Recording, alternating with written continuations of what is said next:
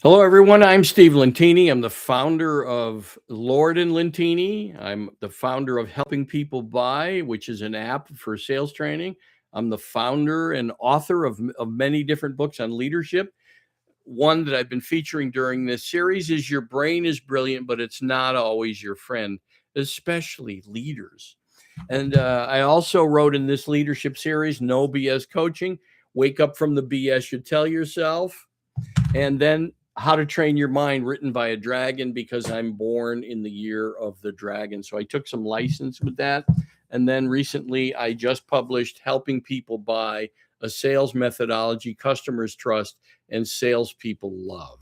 So I've been involved with leadership, been a leader, owned my own businesses, retail stores, distribution, and many other things, and ran into a lot of challenges leaders had, did consulting with sales teams and did consulting with leadership teams. And what I found is the challenge is in here for most leaders. They don't work on themselves internally. They don't work on this. They trust their brain, right? Your brain is brilliant, but it's not always your friend.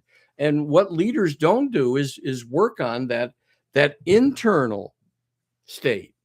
And that's where I call it the acorn brain, right? The small minded thinker. This is my trademark, the small minded thinker, that little voice that everyone has in their head. So, leadership development often focuses on external skills, but the most powerful influence on a team is the leader's internal state. It's fascinating how many times leaders, for example, people assume, well, the boss canceled my meeting, my weekly meeting, or my bi-weekly meeting, and the leader must be mad at me, or the leader doesn't respond to emails, and maybe they need an assistant, but they don't respond to emails because they've convinced themselves internally they're too busy. They just don't have the time, so they pick and choose, and their team feels like the leaders abandoned them. So they don't work on their internal state. And often I've seen leaders been very angry, egoic, reacting to everything, and then they wonder why their culture is similar, that their team is stuck in reactions instead of responding, that their team is not very creative, doesn't have many ideas. Or I've heard leaders say from many different companies, by the way, going back 25 years ago, leaders telling me my team doesn't tell me the truth. They're afraid of me, or I don't know why they don't tell me the truth. It's because of the leader's internal state. So, curious, calm leaders create calm, curious teams instead of being reactive and angry.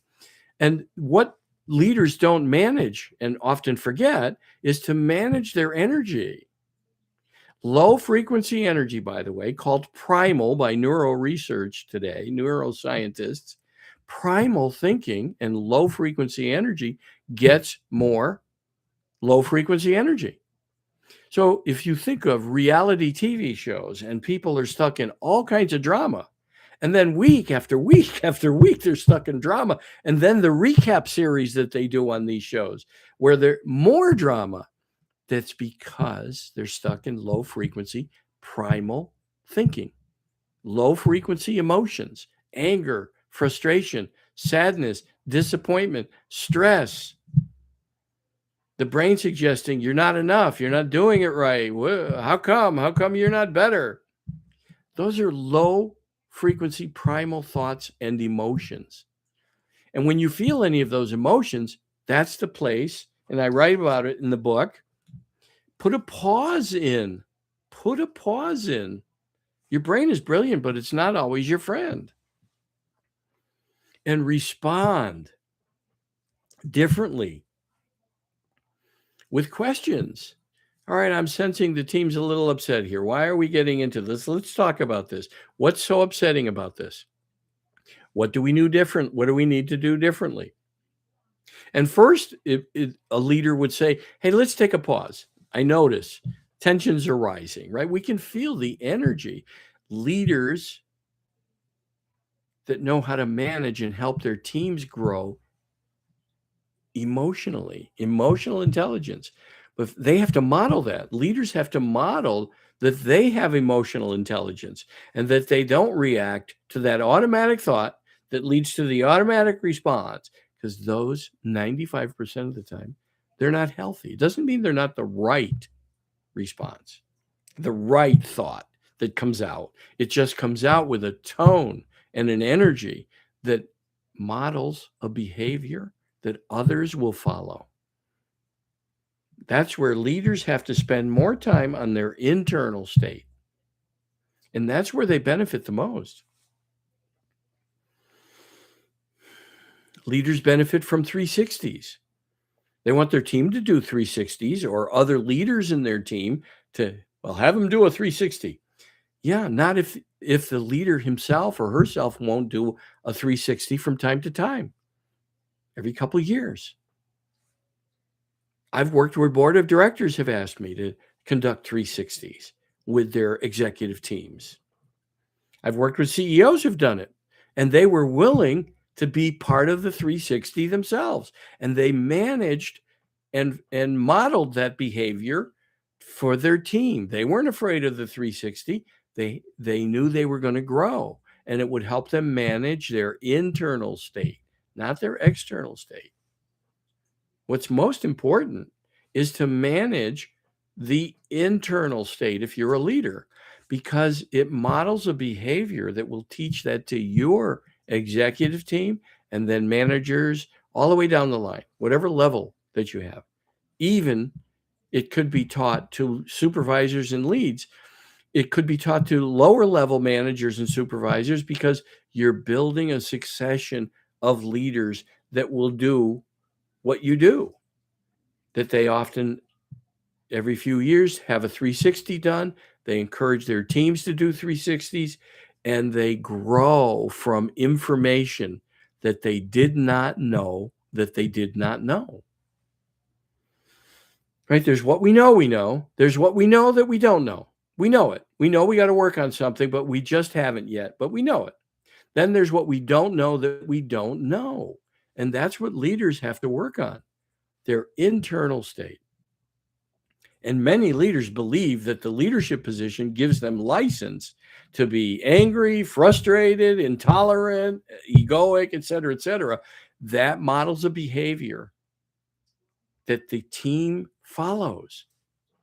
I worked in a company where the CEO was so angry and wondered why the rest of the team and the company itself, they were all backbiting and fighting. No one was rowing in the same direction. But the leader was not aware of his internal state. And it was actually a family business. And when the leader learned, it didn't bother him. The person didn't change, and the company eventually failed. Then another company I was brought into, the CEO was a very nice guy. The person that was his COO was what people called the attack dog. He was allowing it, knew about it, because I spoke to him about it. He preferred that structure. It eventually led to very negative consequences. And eventually that COO was terminated. It took a long time, a lot longer than it should, because the CEO didn't want to manage his own internal state, which was resisting being the bad guy. He wanted someone out front to be the bad guy. That's why it's important for us to manage as leaders our internal state and encourage the whole company to manage their internal state. It's the work I do. I call it the acorn brain. Not listening to that little voice in our heads that, thankfully, when I ask the question, how many people by a show of hands have that little voice in their heads? Hello, Karan. Nice to meet you. Thanks for showing up. So, by the way, if you have questions, you can ask me. The key with leaders is to manage their emotional intelligence, which is managing that little voice that convinces us so often. And how do you know you're stuck in that little voice? I'll give you a clue. They're called low frequency energy, low frequency thoughts. Neuroscientists call them primal thoughts. Primal. That's caveman. And here they are. Here's the emotions tied to them and the thoughts. I'll give you some emotions and thoughts. anger, frustration, stress, disappointment, sadness, feeling betrayed, lack of trust. And then some of the other emotions that the brain suggests you're not good enough, your team's not good enough, they lie to you, they don't tell you the truth. There's no they in this world if you're a leader, there's only you. That's important. That if you're the leader, things aren't happening to you, they're happening for you if you wake up to it. That's what I call it, waking up. And it sometimes takes a whack, like a disappointment, or even worse, right? Not just a terrible quarter or a terrible year, but terrible 5 years. I worked with a company that had a terrible 5 years. And when they started to change the way they looked at things, instead of externally, they were looking internally and growing their emotional intelligence. Fascinating, the results changed. When you change, things change. I have a quote: if you don't like your experience of the world, change how the world is experiencing you. Life is for you. Life is for us. Leaders, things that are happening in your company, there's no theys. You're responsible for it. You're the creator of it. You have to start with questioning, what do you need to do differently? What is this here to teach me? What can I learn from this? How can I grow? And how can I model growth for others? That what you model as a leader, people follow, whether it's negative or positive, whether it's primal or powerful. The powerful emotions are accomplishment, achievement, solving problems, uh, good self-belief, right? Belief in good self-belief doesn't mean that you exclude that you make mistakes, but you're looking at mistakes in the right way. You're learning from mistakes, and you want your team to make mistakes, providing their decision won't put the company out of business. But you give people guidelines as a leader and encourage them to experiment, and that failure is fine because it's a lesson. There's only wins and lessons, but it's a communication that you have to have with people. And that if your team isn't experimenting, then you've made it so that they're afraid. You look at everything as you creating it, not having a story, right? So your brain is brilliant, but it's not always your friend. That's one book. And then another book that I wrote was No BS Coaching. That the tale of woe, there's no they. Wake up to the BS stories you tell yourself. BS stands for what you think it does, and it also stands for belief systems. I put that in there as well. And that the internal state of a leader needs some training. So I wrote How to Train Your Mind, written by a dragon. Program your mind for success. The reason I wrote Written by a Dragon is I'm born in the year of the dragon in Chinese astrology. So I took some license with that.